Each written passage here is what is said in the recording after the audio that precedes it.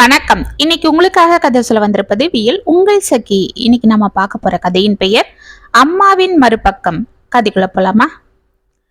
Chips சாப்பிட்டு கொண்டே சோஃபாவில் அமர்ந்து கொண்டு சுவாரஸ்யமாக டிவி பார்த்து கொண்டிருந்த கிரீஜாவின் மடியில் ஒரு பை வந்து தொப்பென விழுந்தது. டக்கென திரும்பி பார்த்த கிரீஜாவின் முகம் மலர்ந்தது. அம்மா, அக்கா வந்துட்டா என்று கத்திவிட்டு, என்னக்கா இது என்று ஆவலாக கேட்டுக்கொண்டு அதை அவசரமாக பிரித்தாள். பட்டன அவள் கையில் லேசாக அடித்த பவானி, ஏய், பொறுமையாதான் பிரிச்சு பாருண்டி, எதுக்கு இப்படி பறக்கிற என்று சிரித்து கொண்டே அவள் அருகில் வந்து அமர்ந்தாள். கையில் காப்பியுடன் உள்ளிருந்து வந்த பிருந்தா, என்னம்மா இது, ஏன் இன்னைக்கு இவ்வளவு லேட்டு? நானே ஆபீஸ்ல இருந்து வந்துட்டேன். எனக்கு முன்னாடி வர்றவ இன்னைக்கு என்ன லேட்டு? பஸ் கிடைக்கலையாம்மா என்று கேட்டுக்கொண்டு கையில் இருந்த காப்பியை அவளிடம் கொடுத்தாள். அதெல்லாம் ஒன்றும் இல்லம்மா, இன்னைக்கு சம்பளம் வந்தது இல்ல, அதுதான் நம்ம கிரிஜாக்கு ஒரு சுடிதார் வாங்கிட்டு வரலான்னு ரேகா கூட டி நகர் போயிருந்தேன். எதுக்குமா? அவளுக்கு தான் எக்கச்சக்கமா துணிங்க இருக்கே என்று கேட்டுக்கொண்டு அருகில் வந்து அமர்ந்தாள் பிருந்தா. இருக்கட்டுமா, காலேஜுக்கு போற பொண்ணு என்று காப்பியை குடித்தாள் பவானி. அம்மாக்கு வேற வேலை இல்லை, இப்படிதான் ஏதாவது சொல்லிட்டு இருப்பாங்க. அக்கா, சுடிதார் சூப்பர், எப்பவும் போல நல்லா செலக்ட் பண்ணியிருக்க. தேங்க்ஸ்கா.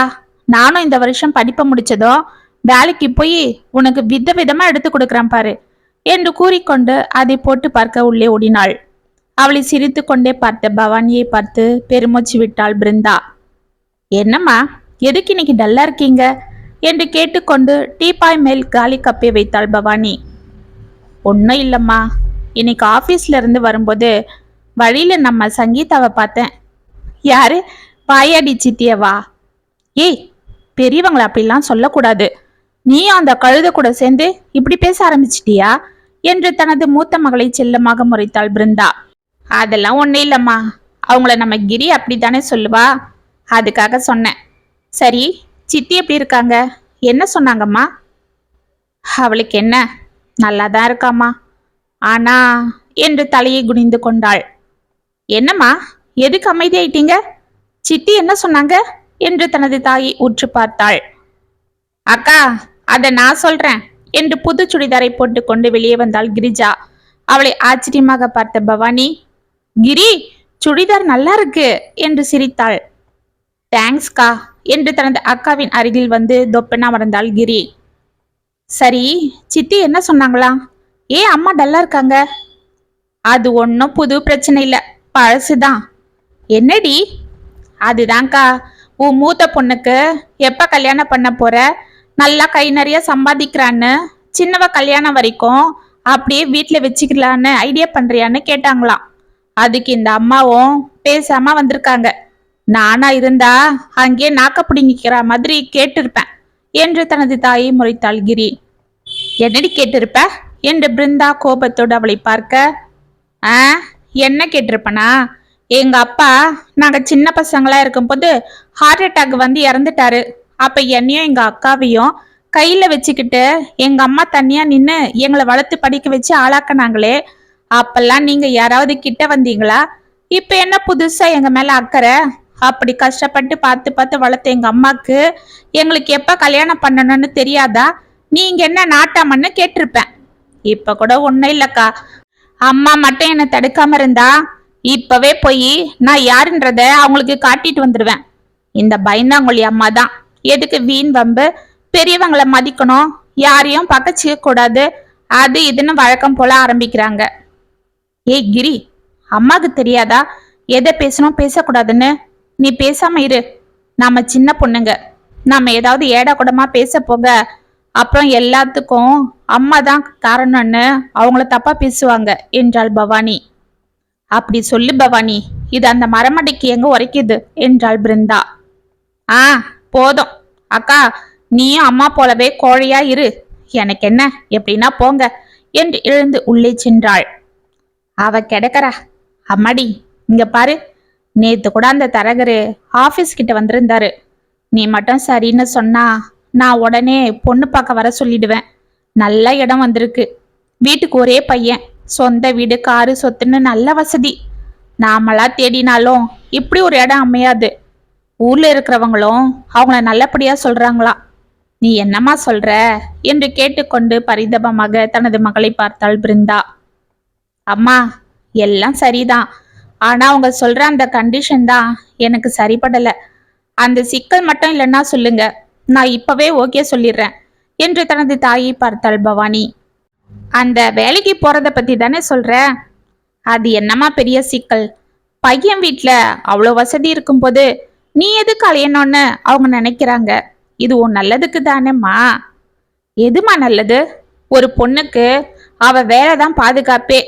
அப்பா திடீர்னு நம்மளை விட்டுட்டு போனதும் அந்த வேலை மட்டும் உங்க கையில இல்லைன்னா இந்நேரம் என்ன செஞ்சிருப்பீங்க சொல்லுங்க. அதுவும் இல்லாம தனியால நின்னு என்னையும் கிரியையும் கஷ்டப்பட்டு படிக்க வச்சிங்க. இப்ப நான் படிப்பை முடிச்சுட்டு இப்பதான் வேலைக்கு போய் நல்லா சம்பாதிக்கிறேன். இருக்கிறதெல்லாம் எனக்கே செலவு பண்ணி கல்யாணம் பண்ணிட்டா நம்ம கிரி கல்யாணத்துக்கு என்ன பண்ணுவீங்க? அது வரைக்குமாவது நான் வேலைக்கு போய் பணத்தை கொடுத்தாதானே உங்களுக்கும் கொஞ்சம் உதவியா இருக்கும். சொல்லுங்கம்மா. அட என்னம்மா நீ, நான் அதெல்லாம் யோசிக்காமலா இருப்பேன். நீ ஒன்னும் கிரிய பத்தி கவலைப்படாத. நான் எல்லாம் சேர்த்து வச்சுதான் இருக்கேன். உங்க 2 பேருக்கும் ஒரே மாதிரி தான் நான் எல்லாம் செய்வேன். நீ சம்பாதிச்சு எனக்கு கொடுக்கணும்னு ஒன்னும் இல்லை கண்ணு. இதோ பாரு, நல்ல இடம் வரும்போதே நாம் அதை ஏத்துக்கணும்.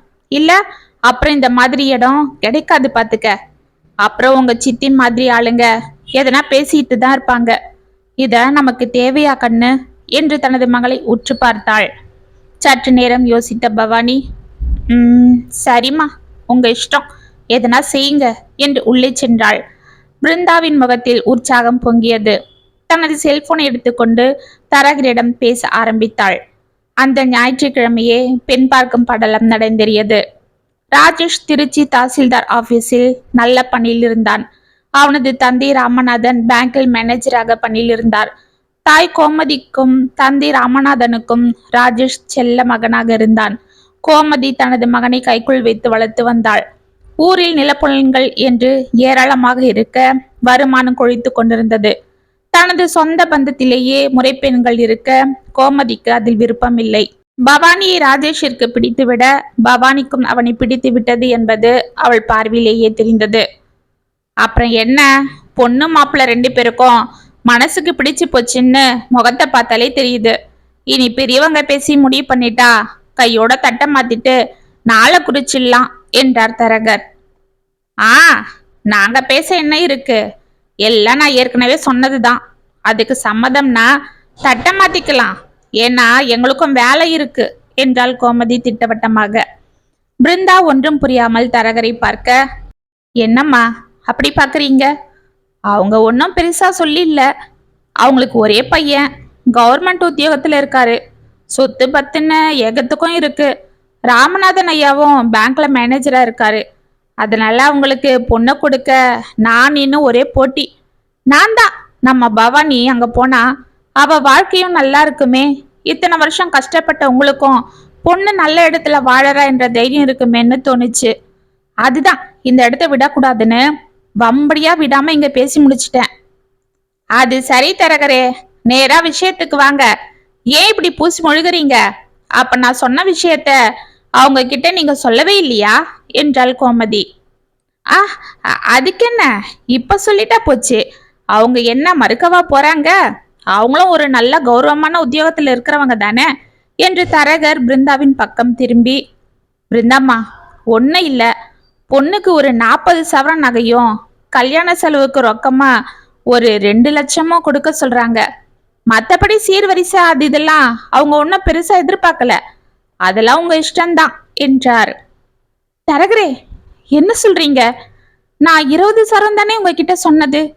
அதுக்கேத்த வரன தானே நான் உங்களை பார்க்க சொன்னேன். நீங்களும் எல்லாம் பார்த்துக்கலாம் நான் சொல்லி இருக்கேன்னு சொன்னீங்க. ஆனா இப்படி திடுதிடுப்புன்னு வந்து 40 சவரன்னு சொன்னா நான் எங்க போவேன் என்று பதறினாள் பிருந்தா. என்னது 20 சவரனா? இது சரிப்படாது. என்ன தரகரே, என்ன இது? நாங்க கேட்டதுக்கெல்லாம் அவங்க சம்மதிச்சிட்டாங்கன்னு சொன்னீங்க. இங்க வந்து என்னவோ அவங்க பேரம் பேசிட்டு இருக்காங்க. என்னையா இது பித்தலாட்டம்?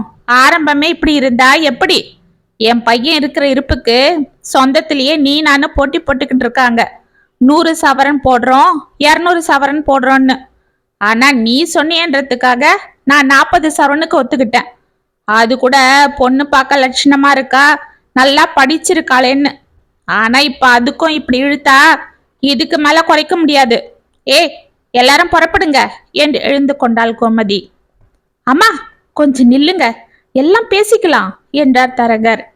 என்னத்தையா பேசுறது என்று கோமதி கேட்க, கோமதி கொஞ்சம் இரு, அவர்தான் சொல்றார் இல்ல என்றார் ராமநாதன்.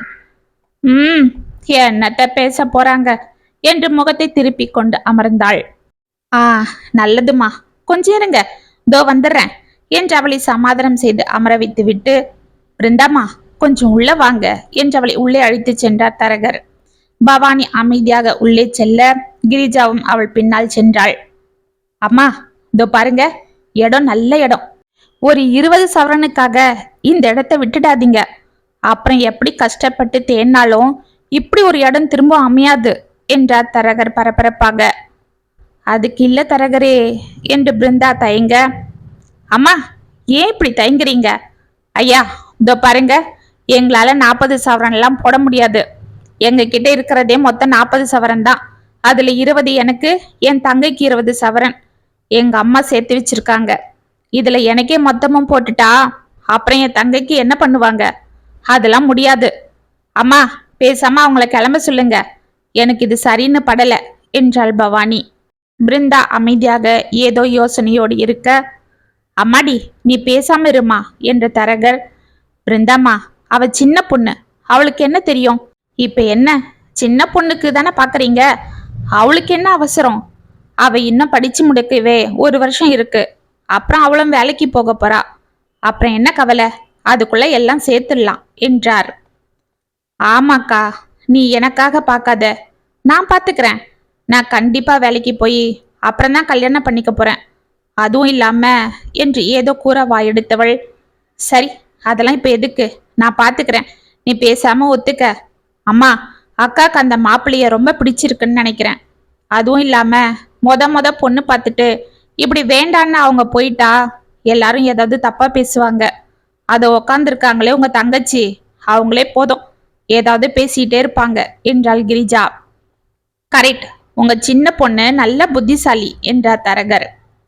அதுக்கு இல்லம்மா என்று தடுமாறினாள் பிருந்தா. அட, நீங்க பேசாம சரின்னு சொல்லுங்கம்மா என்றாள் கிரிஜா.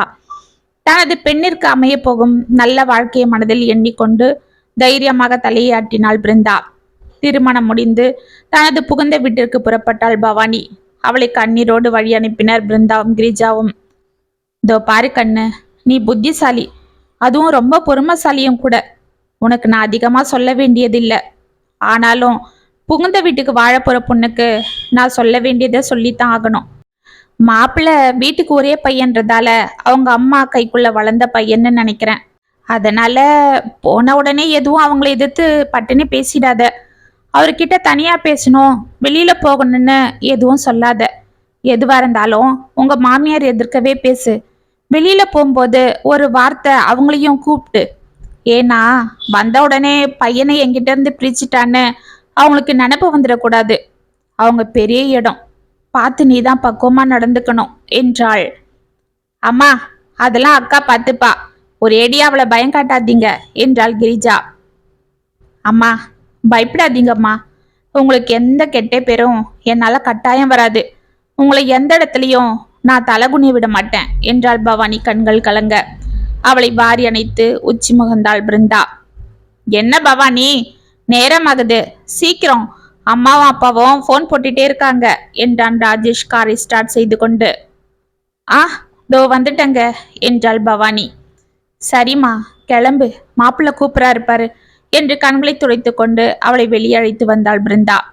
கிரிஜா கண்ணீரை துடைத்து கொண்டு, மாமா அடிக்கடி அக்காவை கூட்டிட்டு வாங்க என்றாள் ராஜேஷிடம். பார்க்கலாம் என்றான் ராஜேஷ் முகத்தை திருப்பிக் கொண்டு. கிரிஜாவின் முகம் மாறியது. இருந்தாலும் அதை பெரிதாக அவள் எடுத்துக்கொள்ளாமல், அக்கா தினமும் போன் போட்டுட்டு சரியா என்றாள் பவானியை பார்த்து. சரிடி என்று பவானி அவள் கைகளில் முத்தம் கொடுக்க, என்ன பவானி கிளம்பலாமா என்றான் ராஜேஷ். சரிங்க என்று கூறிக்கொண்டு அழுது கொண்டே காரில் ஏறினாள். கார் புறப்பட்டது. தனது தாயையும் தங்கையும் கலங்கிய கண்களுடன் பார்த்து கொண்டு சென்றாள் பவானி. கார் கண்ணிற்கு மறைந்ததும் பிருந்தா அப்படியே சிலை போல் நின்று கொண்டிருக்க, அம்மா வாங்கம்மா போலாம் என்றால் தோள்களை பற்றினாள் கிரிஜா. 2 வருடங்கள் உருண்டோடியது. கிரிஜா படிப்பை முடித்துவிட்டு வேலைக்கு செல்ல பவானியின் திருமணத்திற்கு வாங்கிய கடனை எல்லாம் அடைத்து முடித்த பிருந்தா தனது இளைய மகளுக்கும் திருமணத்திற்காக ஏற்பாடு செய்ய ஆரம்பித்தாள். இதற்குள் கிரிஜா வருணை 3 வருடங்களாக காதலிப்பதாகவும் வருண் IITயில் பணிபுரிவதாகவும் வந்து கூற முதலில் தயங்கிய பிருந்தா பிறகு சம்மதித்தாள். இதற்கு காரணம் வருணின் நல்ல பண்பும் அவன் பெற்றோர்களின் நல்ல குணமுமே. திருமணத்திற்கு நாள் குறித்து வேலைகள் ஜோராக நடந்து கொண்டிருக்க திருமண நாளும் வந்தது.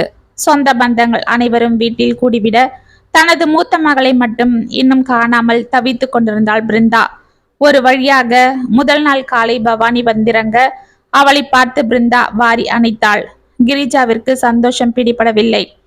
தனது மகளை உள்ளே அழைத்து சென்று வயிறார உணவு பரிமாறிய பிருந்தா அவள் சாப்பிட்டு முடிக்கும் வரை அவள் முகத்தையே பார்த்து கொண்டிருக்க, நீண்ட நாட்களுக்கு பிறகு தனது தாயின் கரங்களால் உணவு சாப்பிட்ட பவானிக்கு வயிறு மனது இரண்டும் நிரம்பியது.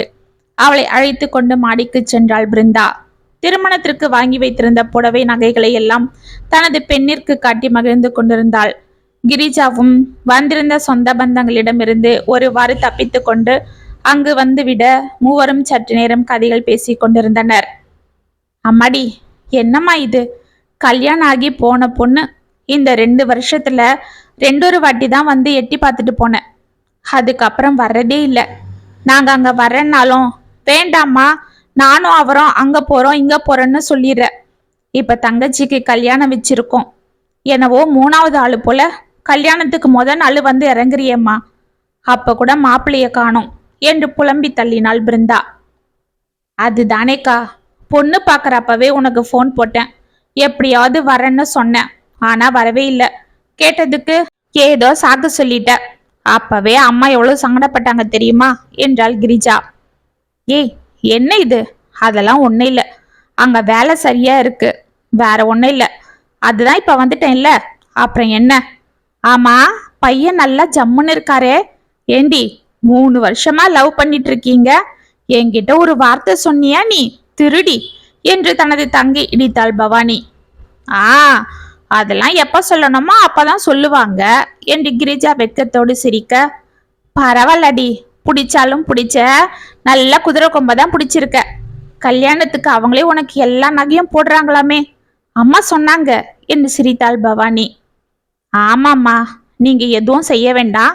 எங்க மருமகளுக்கு நாங்களே எல்லாம் செய்யறோம்னு சொல்லிட்டாங்க. அவங்களுக்கு பொம்பளை பொண்ணு இல்லைன்றதால இவளையே அவங்க பொண்ணா நினைக்க ஆரம்பிச்சிட்டாங்க பாரு. நகையெல்லாம் எப்படி பார்த்து பார்த்து வாங்கியிருக்காங்கன்னு. பையன் கூட ரொம்ப குணமுள்ளவர். இந்த வாயாடி கொடுத்து வச்ச கழுதுதான் என்றாள் பிருந்தா. அப்படியா? நான் நினைச்சேன், போட்டோல பார்க்கும்போதே தெரியுது என்றாள் பவானி. ஆமாம்மா, இவ கல்யாணத்தை நினைச்சுதான் நான் பயந்துட்டு இருந்தேன். ஆனா பாரு, அவங்க எதுவும் வேண்டாம், பொண்ணை மட்டும் கொடுத்தா போதுன்னு சொல்லிட்டாங்க. அது மட்டும் இல்ல, கிரிஜாவையும் கட்டி கொடுத்துட்டு நீங்க தனியா தானே இருக்கணும், பேசாம எங்க கூடவே வந்துடுங்கன்னு ஒரே நச்சரிப்பு. நான் தான், எங்க பெரிய பொண்ணு அடிக்கடி என்னை பார்க்க வருவா செய்வா, நான் அங்க வந்துட்டா எப்படின்னு சொல்லிட்டேன் என்றாள். அப்படியா என்று பவானி ஆச்சரியத்தோடு கேட்க, ஆமாக்கா, அது மட்டும் இல்ல, அம்மா வேலையை விட்டு நின்னுட சொல்லிட்டேன். இனிமே ஃபுல்லா ரெஸ்ட் எடுக்க சொல்லிட்டேன் என்றாள் கிரிஜா. ஏன் என்று தயங்கினாள் பவானி. எதுக்குக்கா? வருணோட அம்மாவும் அப்பாவும் வருண் கிட்டயே ஸ்ட்ரிக்டா சொல்லிட்டாங்க. கிரிஜா வேலைக்கு போறான்னா அது அவ இஷ்டம். ஆனா நீ அவ சம்பளத்தை வாங்க கூடாது. அவ இஷ்டம் போல அவளே சேர்த்து வச்சுக்கிட்டோம், இல்லைன்னா அவங்க அம்மாக்கு கொடுக்கறதா இருந்தா கொடுக்கட்டும். அதுக்கு முழு உரிமை அவங்க அம்மாக்கு தான் இருக்கு. அதை நம்ம கேட்க கூடாதுன்னு சொல்லிட்டாங்க. அவரும் நான் கண்டிப்பா கேட்க மாட்டேன், நான் விரும்புறது கிரிய தான், அவ சம்பளத்தை இல்லைன்னு சொல்லிட்டாரு. அதனால தான் இனிமே அம்மாவை வேலைக்கு போய் கஷ்டப்பட வேண்டாம், நானே பாத்துக்கலான்னு பிளான் பண்ணிட்டேன் என்றாள் கிரிஜா உற்சாகமாக. பவானியின் முகத்தில் சோர்வு தெரிந்தது. சரிம்மா, நான் கேட்டதுக்கு இன்னும் நீ பதில் சொல்லவே இல்லையே. அம்மா, மாப்பிள்ளை ஏன் வரல என்றாள் பிருந்தா. அதுவாம்மா, அவருக்கு ஏதோ முக்கியமான வேலை இருக்கான், அதனால நீ இன்னைக்கு போ, நான் நாளைக்கு காலையில முகூர்த்தத்துக்குள்ள வந்துடுறேன்னு சொன்னாருமா என்றாள் தடுமாறிக்கொண்டு. அவளை சந்தேகத்தோடு பார்த்தாள் பிருந்தா. என்னம்மா இது, எப்ப பாரு வேலை வேலைன்னு இப்படியே சொல்லிட்டு இருந்தா எப்படி? இவரு தானே வீட்டுக்கு மூத்த மருமக, இவர் முன்ன நின்னுதான் எல்லாம் செய்யணும். ஆனா இவரே இது வரைக்கும் வரல.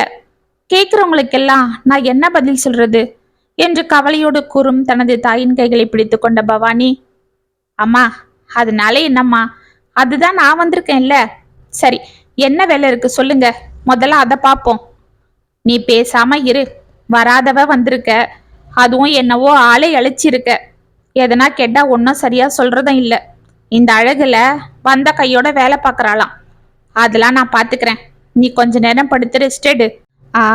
நாளைக்கு வந்த கையோட மாப்பிள்ள உன்னை கூட்டிட்டு போயிட மாட்டார் இல்ல? நம்ம கிரிய புகுந்த வீட்டுக்கு அனுப்புற வரைக்கும் நீ இருக்கணும்மா என்றாள். அம்மா அதெல்லாம் இல்ல, இந்த வாட்டி கண்டிப்பா நான் 10 நாள் இருந்துட்டு தான் வருவேன்னு சொல்லிட்டேன் என்றாள் பவானி. கிரிஜா பிருந்தா முகத்தில் உற்சாகம் பொங்கியது. ஆமா, உங்க மாமியாரு மாமனார் வரலையா? அன்னைக்கு பத்திரிக்கை வைக்க நாங்க வரும்போதும் அவங்க இல்ல. ஒருவேளை நாங்க இருந்தவங்கள கூப்பிடலன்னு தப்படுத்துக்கிட்டாங்களா என்று பதறினாள் பிருந்தா. அட அம்மா, அதெல்லாம் ஒன்றும் இல்லை. எங்க மாமனாருக்கு ஆபீஸ்ல வேலை சரியா இருக்கான். எங்க மாமியாருக்கு கொஞ்ச நாளா உடம்பு சரியில்லை, கால்வலி அதிகமா இருக்கு. அதனால தான் நீங்க வர வேண்டாம், வந்தா அங்க இங்க நடக்க செய்யணும், ஏதாவது வேலை இருக்கும், நானே பாத்துக்கிறேன், எங்க அம்மா கிட்ட கூட நான் சொல்லிடுறேன்னு சொன்னேன் என்றாள் பவானி. ஓ அப்படியா, சரிம்மா. உடம்பு முடியாதவங்களை எதுக்கு இவ்வளவு தூரம் அலைய விடுறது? சரி சரி, நீ வந்தியே அது போதும் எங்களுக்கு. சரி, கொஞ்ச நேரம் ரெஸ்ட் எடுத்துக்க. நான் கீழே போறேன்.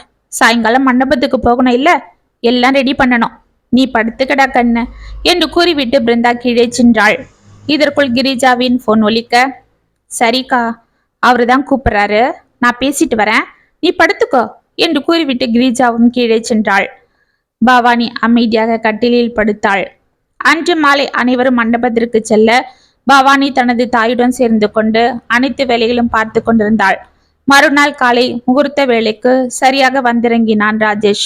அவனுடன் கோமதியும் வந்திறங்க அவர்களை பார்த்த பிருந்தாவிற்கு சந்தோஷம் பொங்கியது. அவர்களை மணமகன் வீட்டாருக்கு அறிமுகம் செய்தாள். ஆனால் ராஜேஷ் யாருடனும் சரியாக முகம் கொடுத்து பேசாமல் தனியாகவே இருந்தான். கோமதி அடிக்கடி பவானியை அருகே அழைத்து அவளிடம் ஏதோ கூற பவானியின் முகம் வேதனையை காட்டிக் கொண்டிருந்தது. வருண் கிரிஜா திருமணம் இனிதே நடந்தேற 3 நாட்கள் கழித்து கிரிஜா புகுந்த வீட்டிற்கு கிளம்பினாள்.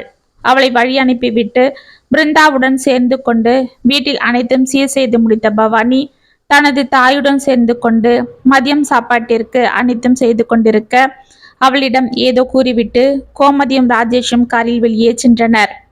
அவள் வாடி இருந்த முகத்தை பார்த்து கொண்டு வெளியே வந்த பிருந்தா, அம்மாடி, உங்க வீட்டுக்காரர் மாமியாரும் எங்க போறாங்கம்மா என்றாள். அது ஒன்றும் இல்லம்மா, அவங்க சொந்தக்காரங்க தாம்பரத்துல இருக்காங்களாம், அவங்கள பார்த்துட்டு வரேன்னு சொன்னாங்க. அவங்க வந்ததும் நாங்க ஊருக்கு கிளம்பணும்மா என்றாள். என்னம்மா சொல்ற? 10 நாள் தங்கிட்டு போவேன்னு சொன்ன, இப்ப என்னம்மா ஆச்சு? ஏன் இதுக்குள்ள கிளம்புறேன்னு சொல்ற? ஏதாவது பிரச்சனையா என்று தனது மகளை உற்று பார்த்தாள். அதெல்லாம் ஒன்றும் இல்லம்மா என்று கடகடவென உள்ளே சென்றாள் பவானி. அவள் பின்னால் விரைந்து சென்ற பிருந்தா அவள் தோள்களை பிடித்து திருப்பினாள். டக்கென கண்களை துடைத்து கொண்ட பவானி, என்னம்மா, என்ன அப்படி பாக்குறீங்க என்றாள் தடுமாறிக்கொண்டு. ஒன்னும் இல்ல, நீ எப்ப என் கண்ணை பார்த்து உண்மையை பேசுவேன்னு பாக்குறேன் என்றாள். அம்மா, உண்மையா? என்ன சொல்றீங்க? நான் என்ன போய் பேசுறேன்? உண்மைய சொல்லு, உங்க வீட்டுல என்ன நடக்குது? நீ அங்க நிம்மதியா தான் இருக்கியா என்றாள் பிருந்தா குரல் கம்ம. அம்மா, என்ன இது? பாத்தீங்க இல்ல, நான் நல்லா தான் இருக்கிறேன் என்று முகத்தை திருப்பி கொண்டாள். பார்த்துக்கிட்டு தான் இருக்கிறேன்.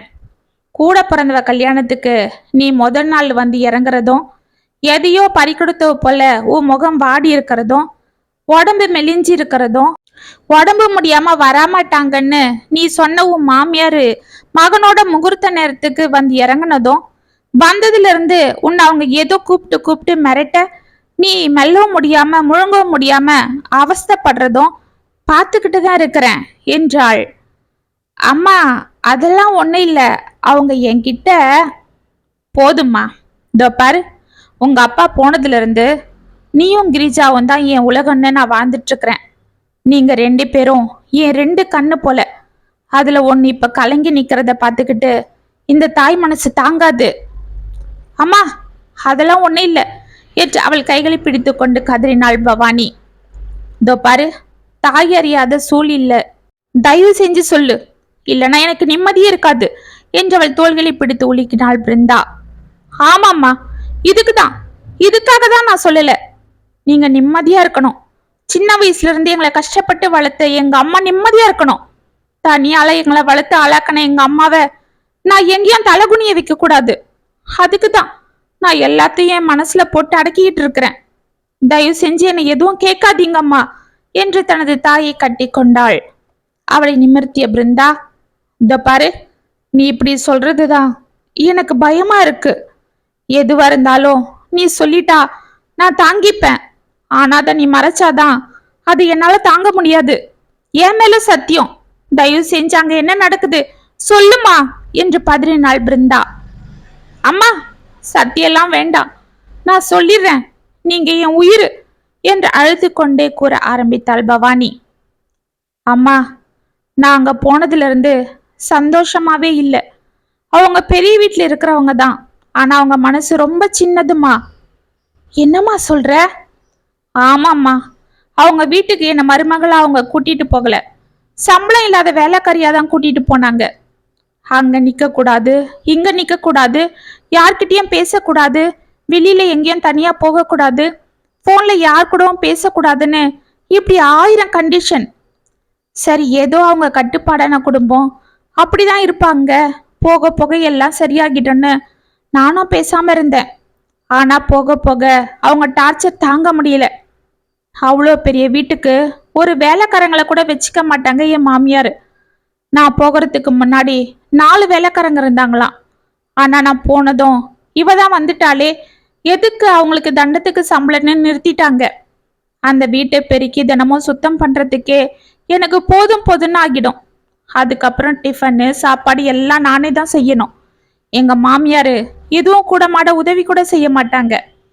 இவ்வளவும் வேலை செஞ்சுட்டு சாப்பிட உக்காந்தா அப்பதான் ஏதாவது வேலை சொல்லுவாங்க. நான் சாப்பிட்டு செய்யறேன்னு சொன்னா ஏன் இப்படி சாப்பாட்டு களையிறேன்னு அசிங்கமா பேசுவாங்க. அவமானமா இருக்கும். நான் சாப்பிடாம எழுந்துடுவேன் என்று கண்களை துடைத்து கொண்டாள். அவளை அதிர்ந்து பார்த்தாள் பிருந்தா. சரி, அதெல்லாம் கூட பரவாயில்ல.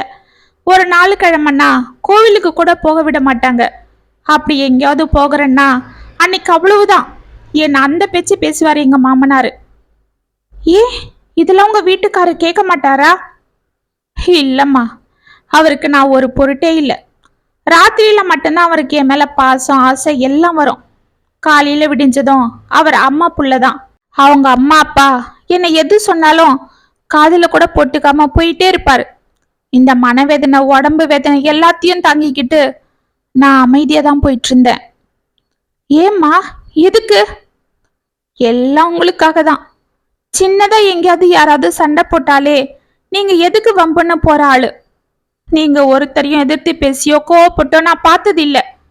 இப்படி மென்மையான மனசு இருக்கிறவங்க கிட்ட நான் இப்படிலாம் கஷ்டப்படுறேன்னு சொன்னா அதை உங்களால தாங்க முடியுமா? சொல்லுங்க. ஒவ்வொரு நாளு இந்த வாழ்க்கையே வேண்டான்னு உதறி தள்ளிட்டு வந்துடலான்னு தான் தோணும். ஆனா நம்ம கிரிக்கு இன்னும் கல்யாணம் ஆகல. அதுக்குள்ள நான் வாழ வெட்டிய வந்துட்டா நீங்க எப்படி அதை தாங்குவீங்க? இதெல்லாம் யோசிச்சுதான் நான் அமைதியா இருந்தேன். உங்களை நான் பார்க்க வராம இருந்ததுக்கும் இதுதான் காரணம்.